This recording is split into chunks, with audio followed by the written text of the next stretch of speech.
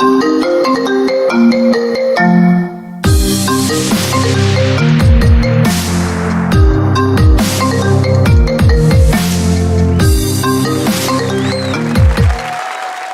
jawline. When you reach for your mouth and you close your teeth, they overlap just a little bit, do they not? Yeah. Yes. Do you know it always wasn't like that? There's an anthropologist by the punniest name in the world, C. Corning Brace. He found a bunch of old fossils, and the fossils met, the teeth met. And it turns out this guy changed our biology. It turns out it's because of the fork and because of tools and technology that our biology changes over time. In fact, the Chinese predate us by 900 years because they had the chopstick before we had the fork.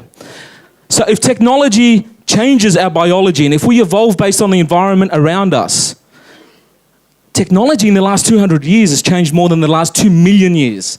Are our bodies able to keep up? Is technology changing too fast? Tomorrow, in about 6.5 hours, Doc and Marty arrive, man. Yeah, they do. And they're going to be so fucking impressed with what they see. They didn't get their hoverboard and they didn't get their self-lacing shoes, but we've sequenced DNA. We've got every human being in our pocket on a phone. They're going to be pretty impressed with what they see, are they not? But we've moved at such a rapid rate. I'm not sure we've evolved to be able to keep up with the technology around us. So Michael Shermer, who's the head of the Skeptic Society, he posits the following. He says, you're primitive man, and you've got a fresh kill on your shoulders and you're walking home, you know, because we're not vegans. And you've got this fresh kill on your shoulder, and on your left there's a sheer mountain wall, take you about a day to get around, and on your right there's a grass field, take you about half a day to get through. But you hear a rustle in the grass. That could be the wind, or it could be this guy wanting to eat you for bacon. What do? You most likely go around. You most likely listen to fear. We have an instinct in us that is fear. We have survived because we know to listen to fear. Our brains are wired biologically. The amygdala fires off a bunch of hormones that says you are Superman or woman and you can get out of this situation. Your prefrontal cortex switches off your executive function and makes sure that you don't think, you just run and you can beat, fight or flight. Right? Our biology has helped us survive. But do we need fear the way we used to need it? My biggest fear today was I drinking single origin or not? We live in concrete structures. We don't need fear the way we used to need fear, but we make decisions still based on fear. The next fat person you see, reach your arms as much as you can around them and hug them and thank them because they are one of the reasons we are still here as a species. Because when Paleo Man was hunting, and when Paleo Man was hunting and foraging and doing things that were building abs and all that meat and all that food was keeping us full of energy, but what happened in the winter?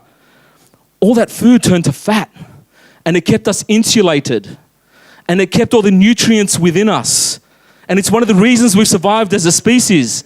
But you know, Doc and Marty are going to get here. They're not going to need all of that shit, right? They've got a Portos, they've got Maccas on every corner. Our need and our ability to biologically use fat as an insulator and to store food for long periods of time is now largely obsolete. Our environment around us has changed dramatically. And we all know that our environment changes our biology over time, but it's changing at such a rapid rate. We're out of step. The human being is out of step with our own evolution. Dr. Russ Harris in his book, The Happiness Trap, if you haven't read it, talks about what are the biggest needs of Paleo Man. The biggest needs are shelter, security, food. How did we get these things? Back then, scavenging largely. We scavenged and we looked for things. But every time we found something, what did we do? We rejoiced, right? We had more shelter, we had more food for the winter. What happened was happiness. Dopamine got released into our brains and we felt good about the thing we just scavenged. And guess what? We wanted more. We want more happiness. We want more dopamine release. So the more we had, the better off we were. The more we had, the more we survived as a species. We don't need all that stuff anymore. We have concrete structures. We have food. What have we done?